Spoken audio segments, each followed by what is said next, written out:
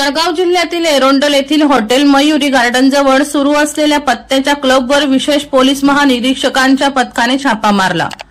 यामध्ये सुमारे 1,31,140 रुपयांची रोकड व जुगाराचे साहित्य जप्त केले। तर छापा पडताच काही जण भिंतीवरून उड्या मारून फरारी झाले। याबाबत 8 जणांविरोधात गुन्हा दाखल करण्यात आला आहे।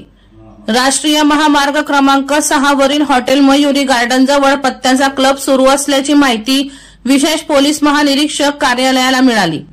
त्यावरून उपनिरीक्षक तथा पथक प्रमुख अरुण भिसे, हवालदार प्रमोद मंडलिक, सुरेश टोंगारे, विजय बिलगे, तुषार पाटील, विक्रांत मांगडे, स्वप्नील माडी यांनी पारोड्याचे पोलीस निरीक्षक सुनील पवार, हवालदार हिरालाल पाटील, अभिजित पाटील, अनिल राठोड, आकाश माडी यांच्या मदतीने क्लबवर छापा टाकून 8 जणांना ताब्यात घेतले। 1,31,140 रुपयांची रोकड, मोबाईल व जुगाराचे साहित्य जप्त केले। छापा पडताच काही जण भिंतीवरून उड्या मारून फरार झाले। दीपक लोहिरे, धनराज पाटील, संदीप जाधव, सतीश चौधरी, चंदन जयस्वाल यांच्या विरोधात गुन्हा दाखल झाला आहे। दीपक राठोड यांचा रिपोर्ट DR न्यूज जळगाव।